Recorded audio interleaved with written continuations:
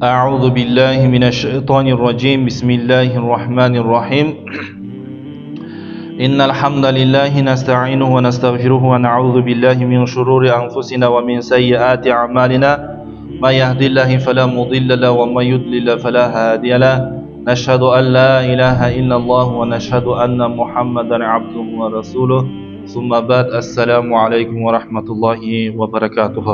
Hurmatli jamaat, Payg'ambarimiz Muhammad Mustafa sallallohu alayhi vasallam aytdi: kim maga eki jerin saqtaganга garantiya бере turgan bolsa, anda men aga beyişti garantiya berem dedi. Kim maga eki jerin saqtaganга garantiya бере turgan bolsa, anda men aga beyişke kirgendi garantiya berem dedi, kepildik berem. Al birөөсү til жана экинчиси адамдын жыныстык мүчөсү.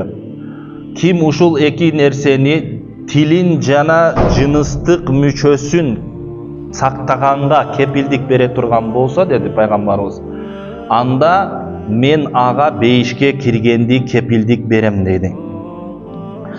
Пайгамбарыбыз айтты: алейка биттакваллахи фа иннама жимау кулли хайрин ва алейка бил жихад. Сен Кудайдан корккун деди, ушул Кудайдан корккон бардык жакшылыктардын açkıcı dedi. Kudaydan korku bardıq жақшылықтардың açkıcı. Ve aleyke bi zikrillahi taala. Allah Taala'nı daima estep jür. Allah Kuday Taala'nı daima estep jirgün ve tilavetul Kur'an, Kur'an'dı okup jür. Fe innehu nurun leke fil ardı. Antkeni Kur'an oku, Kudaydı estev, bul sağa jer betinde daima nur bolat jürөгүңө. Wa zikrun laka fis sama, jana ошондой эле Кудай Таала сени асмандагылардын, периштелердин алдында даражаңды көтөрөт деди.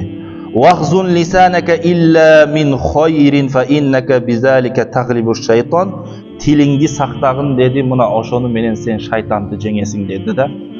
Адам ыймандан чыкканда денеси менен, дене мүчөлөрү менен чыкпайт да. Адам ыймандан чыкканда тили менен чыгып кетет да.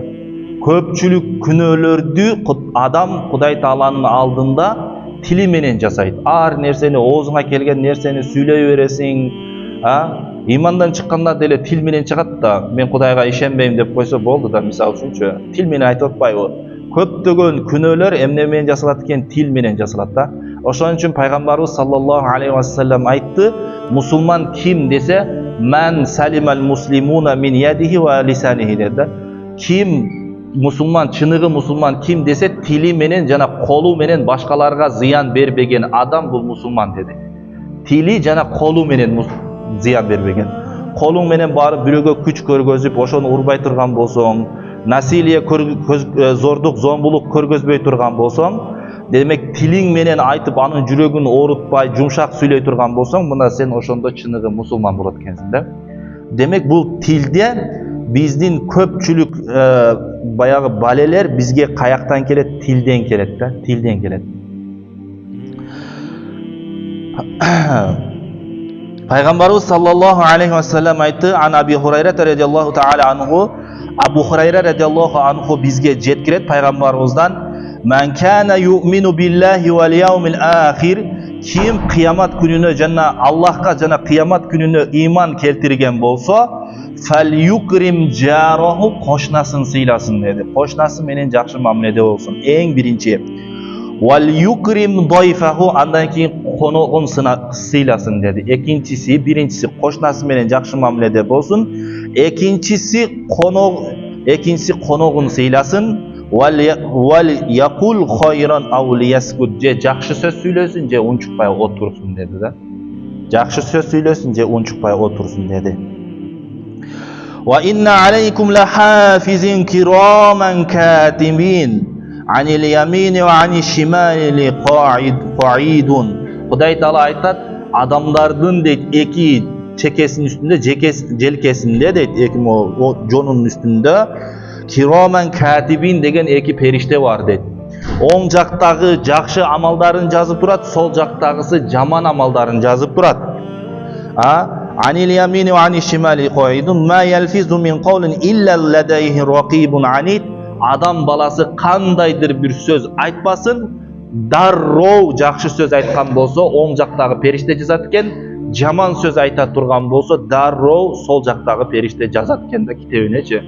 Бул пенде бүгүн ушундай сөз сүйлөдү деп. Тилекке каршы бүгүнкү күндө биздин көпчүлүгүбүздүн тилибиз бузулган. Сүйлөгөн сөзүбүзгө маани бербейбиз. Көпчүлүгүбүз сөгүнүп сүйлөйбүз, сагынып сүйлөйбүз. Мисалы үчүнчү, ар бир сөздө кээ бирөөлөр ушундай жаман сөздөр кирип калган. Bir oyubuzdu тилекке каршы биз бүгүнкү күндө жаргондор менен сөгүнүп жеткиребиз да. Бир нерсени айтса, ошо сөгүнөт да. Азыр мешитте мага сөгүнгөнгө болбойт, бирок дароо сөгүнөт. Өзүңүздөр жашоодо карасаңыздар, бир нерсени сөгүнөт да. Энеңди, атаңды деп туруп ошентип жеткирет да оюнчу. Бул жагыңа мындай кылайын, тиягыңа тигиндей кылайын деп туруп айтып жеткирет. Адамдардын сөз байлыгы ушундай начар болуп калды. Эмне кылат? Жалаң сөгүнгөн жаман сөздөр менен гана оюн жеткирет да, тилекке каршы. Бизде ошондой бир байке бар эле, карап туруп аябай сөгүнөт да бир минутта. Бул жагыңа башыңа мындай кылайын, тигиндей кылайын деп. Бир минутта 22 жолу сөгүнөт. Бир минутта эме койдук да, коюп көрүлөш, кана ушу байкатпай канча жолу сөгүнөт экен деп. Баягы эмени коюп көрсөк, секунда номер койсок 1 минутта 22 жолу сөгүнөт. Элестесеңиз, өзү болгону 60 эле секунда бар 1 минутта, мисалы үчүнчү, ошол 60 секунданын 22синде сөгүнүп атат. Аябай эме да, эми эртең Кудай Тааланын алдына биз амал китебибизди капкара кылып көтөрүп барабыз. Кудай мына өлгөндөн кийин мен ушинтип сөгүнүп, сагынып, мен амал китебимди көтөрүп келдим деп барабыз да. Ошон үчүн тилибизди оңолушубуз, тилди оңдошубуз керек да. Адамдын жүрөгү дейт, бул бассейн дейт. Адамдын жүрөгү бассейн дейт. Ошол бассейнге таза суу барышы үчүн дейт, ага 4 жактан куюлат дейт. Биринчиси дейт, тилден дейт, бассейнге куюлат дейт. Тил, кулак, көз дейт. Жана ошондой эле пикир дейт. Пикирден 4 жактан эмне болот экен? Жүрөгүбүз бассейн, ошол жака таза суу куюлат же ылайка суу куюлат. Таза суу куюлат же ылайка суу куюлат. Эгерде биз сөгүнүп тилибиз бузула турган болсо, каякка зыян? Бассейн, жүрөк эмне болот экен? Жүрөк булганат. Жаман нерсени ойлоно турган болсок, жүрөккө зыян. Жаман нерселерди карай турган болсок, жүрөккө зыян. Бардыгында эмнени? Бассейнди булгайбыз. Ошон үчүн колдон келишинче тилди оңдош керек да. Пайгамбарыбыз бекеринен айткан жок. Ким эки нерсесин сактайм деп гарантия берсе, жыныстык мүчөсүн жана тилин эле сактайм деп гарантия бере турган болсо, кепилдик берсе, мен ага бейишке киргенге гарантия берем деди. Бейишке киргенге гарантия берем деди. Ошон үчүн эмне кылышыбыз керек, урматтуу жамаат? Тилди сактай билишибиз керек. Тилди сактай билишибиз. Арбаун ла тусиру илля фи муъминин. 4 нерсе бир гана Кудайга ишенген пендеде болот экен, момунда болот дейт. Аввалуху, биринчиси ас-сумту ва хувал ибада. Унчукпай жүрүп, жакшы пайдалуу сөздөрдү сүйлөө, бул Кудайга ишенген пендеде болот дейт. Ват-таваду, жөнөкөйлүк. Кудайга ишенген пендеде болот экен, жөнөкөйлүк. Ва зикруллахи таала, Аллах Тааланы эстөө дагы бул Кудайга ишенген пендеде болот. Ва киллатуш-шар, башка бирөөлөргө аз зыян берүү, бул дагы кимдики экен? Кудайга ишенген момун пенденин амалы экен. Демек, эгерде биз өзүбүздү момун, мусулман, Кудайга жакын болоюн дей турган болсок, ушул 4 нерсеге маани беришибиз керек экен. Биринчиси унчукпоо, экинчиси жөнөкөйлүк, үчүнчүсү Алланы көп эстөө, төртүнчүсү башкаларга зыян бербөө.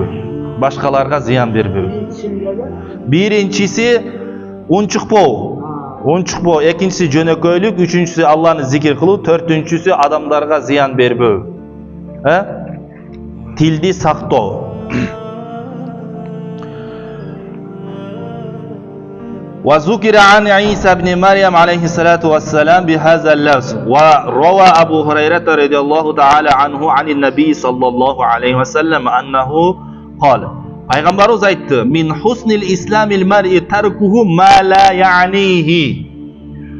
İslamdın qozdugунан болып саналат адамға өзүнө тиешелүү болбогон нерсени таштоо. Из красоты ислама оставить то, что тебя не касается. Сага тиешелүү болбогон нерсени таштоо бул исламдан деди пайгамбарыбыз. То есть кандай? Сага бир нерсенин тиешеси жок, ошо нерсеге кийлигишпе. Сенин профессияң эмеспи, бирөө иш кылып атабы, ошо нерсеге кийлигишпе. Бул аябай кенен түшүнсө болот да бунучу. Кээ бирөөлөр бар, бирөөнүн жашоосуна мурдун тыгып алат. Бирөөнүн ишине мурдун тыгып алат, бирөөгө акыл үйрөтөт, өзүнө тиешелүү эмес нерсеге барып алып акыл үйрөтөт. Кээде бул нерсе аялдарда көп байкалат, билесиздерби? Аялдар ушундай бирөөнүн жашоосуна мурун тыкканды, ушак кууштырганды жакшы көрөт да. Да эле жөн отурсаң, кошуналар карайт да, "Могу кошунам мынча бийик үй куруп атат. Акчаны каяктан алып атат экен?" Моосу тигинisi болсо тигиндей кылып атат, буну каяктан алып атат экен? Дейт да. Вот интересно мне, он где зарабатывает вот эти деньги, а? Дейт, аялдар баштайт да. Вот это тебя не касается. Мен дароо жаман көрөм ушундай нерсеничи. Бирөө досум, посум боло турган болсо, айтам дароо, сага тиешеси бул жок бул нерсе, сенин ишиң болбосун. Сен ишиң болбосун. Кээде мисал үчүн бирөөгө да барып алып, "Сен канча иштеп акча табасың? Сколько ты зарабатываешь за месяц?" деп бирөөдөн сурайт. Сага тиешелүү болбогон нерседе сурабаш керек. Сага тиешелүү болбогон нерсеге сурабаш керек. Кээде бир бойдоктор тажатып жиберет бизде эле, мисал үчүн, "Качан үйлөнөсүң? Качан турмушка чыгасың? Качан балалуу болосуң? Жаңылык барбы?" деп да. Ошондой деп бирөөнүн жашоосуна мурдун тыгып алат да. Пайгамбарыбыз эме деп айтат? Өзүңө тиешелүү болбогон нерсени таштаган бул исламдан деп атат. Өзүңө тиешелүү болбойбу? Анда сен тийишпе. Барып алып, мен эми азыр бирөө экскаваторда иштеп атса, мону тигине кыл, муну мындай кыл десең, ты чё дейт да. Ар бир адам өзүнө тиешелүү болгон нерсе менен алектениш керек экен да. Барып алып, эчтекени билбей, шаардан таптаза барып алып, айылга бир фермерге барып алып акыл үйрөтпөйсүң да. Малды мындай кара, тигиндей кара дейт да. Сен шаарда эле ишин кыла берсиң дейт да, мисалы үчүнчү. Ар бир адамдын өзүнүн эмнеси бар, урматтуу жамаат, өзүнүн иши бар. Ар бир адамга өзүнө тиешелүү. Ошон үчүн жаман адамдарда дейт, өтө начар адамдарда бере турган тамагы дейт, гыйбат дейт, бирөөлөрдү ушак кылуу дейт. Кээ бирөөлөрдүн үйүнө барсаңыз, "Ассаламу алейкум" деп эле ошо аман соо кылгандан кийин эле сразу гыйбат башталат да. Адамдар бүгүндө ошондой, бир жерге барсаң, сразу эле гыйбат башталат. Мунун баласы мынча акча иштептир, мунунку тигинче иштептир, тигимде үй салып атат экен, мындай кылып атат экен. Только ушак да. Өзүңө тиешелүү болбогон нерселерди эмне кыласың дейм да, тилиңди бекер эле. Аллах Таала тилди адамга Кудайды зикир кыл деп берди, Куран оку деп берди, бирөөнүн көңүлүн көтөр деп берди. Биз бул нерселерди жалаң өзүбүздүн бирөөнүн жашоону гыйбат кылыш, ушак ташуу, ушундай нерселер менен эле алектенебиз да. Ошон үчүн эмне кылыш керек экен? Бул нерселерди ташташыбыз керек. Бирөөнүн өзүңө тиешелүү болбогон нерсени ташташың керек. Кээде жада калса үй бүлөдө аялыңа керек, мисал үчүн аялыңдын ишине да кийлигишпеш керек да. Анын өзүнүн ишиби? Ага жөн кой. Барып алып кухняда дагы пиязды мындай арчы, картошканы мындай калың арчы, жука арчы, анан тар нерселерди айтып эле ага кийлигишкен дагы болбойт. Мына ушул хадиске кирет. Өзүңө тиешелүү болбогон нерсеге кийлигишпе. Жөн эле кой, аял киши өзүнүн ишин кыла берсин, сен өзүң жумушуң кыла бер да. Ошон үчүн бул аябай кенен, бул хадисти аябай кенен түшүнсөк болот. Эми Кала хакимун минал хукама, данышмандардан бир данышман айтты, "Ситтун хисалун ю'рафу бихиннал жахил." 7 сапат бар деди, 7 сапат ушунда деди түркөй адам, жахил, илимсиз адам билинет деди. Ушул 7 нерсе боло турган болсо, ал адам түркөй адам деди. Биринчиси ал-гадаб фи гайри шайин, болор болбос нерселерге ачуулануу. Муну не жерде не турат деп бул бир жака тээп жиберип, тигин тияка ыргытып, кээде ошондой адамдар бар го, мисалы үчүн эркектер.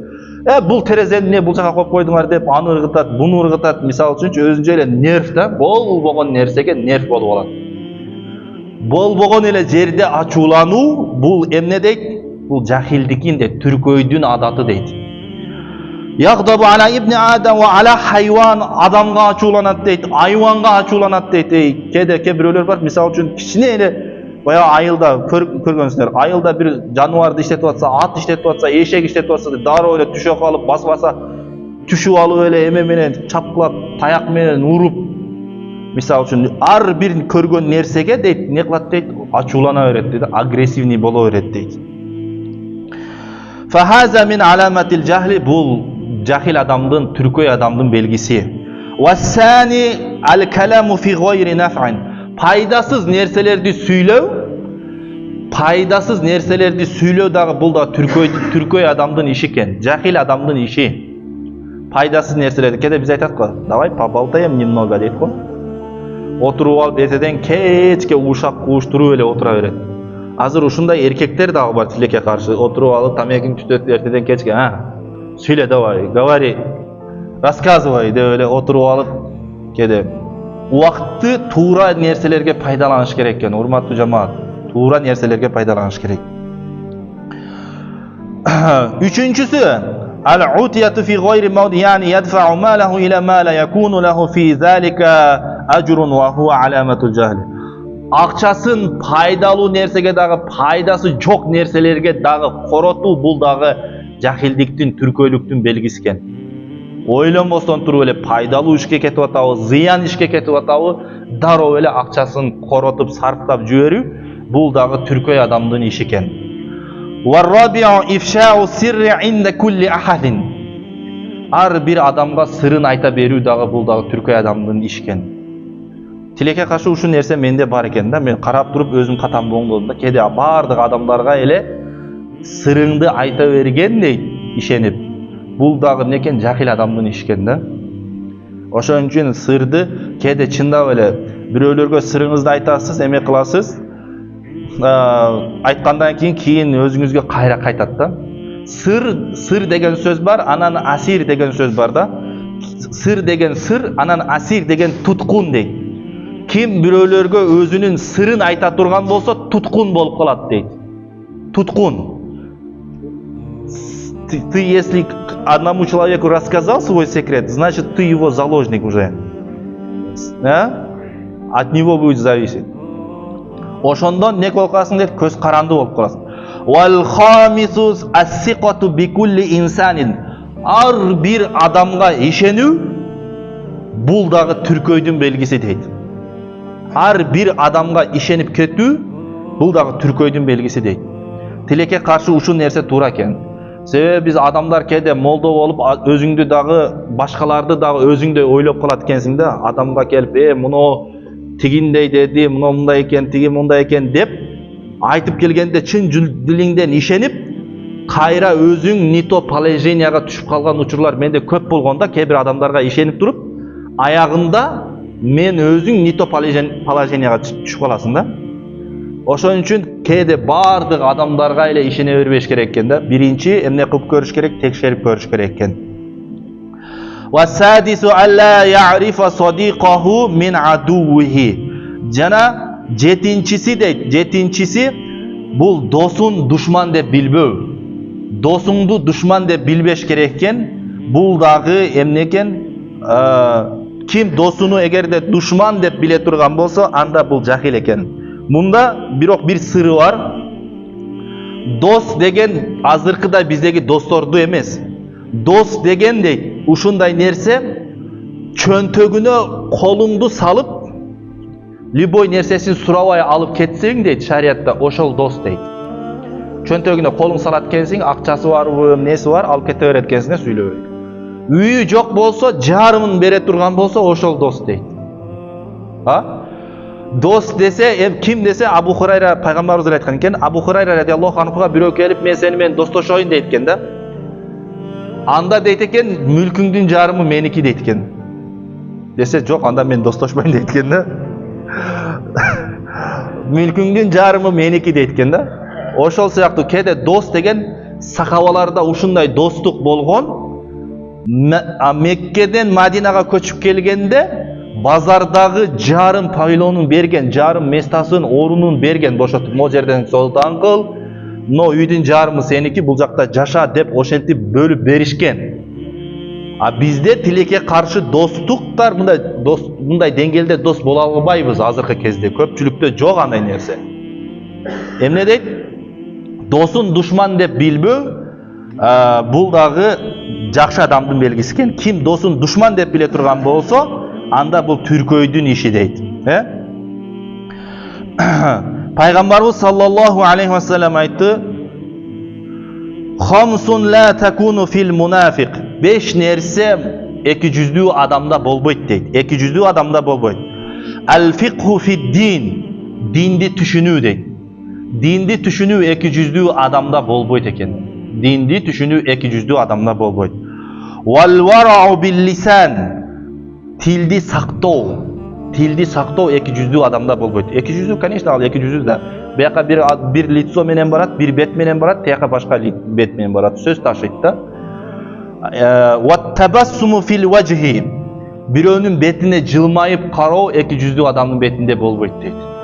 Жылмайып карай албайт. Ван-нуру фил-калб. Эки жүздүү адамдын жүрөгүндө нур болбойт дейт. Вал-маваддату фил-муслимин. Мусулмандарга карата жакшы көрүү сезими дагы болбойт дейт. Мына ушул нерселерди биз урматтуу жамаат эмне кылышыбыз керек? Өзүбүзгө калыптандырып, ушул нерселерге амал кылганга аракет кылышыбыз керек. Тилибизди сакташыбыз керек. Тилибиз менен бирөөнүн жүрөгүн оорутпай, бирөөнүн көңүлүн оорутпай,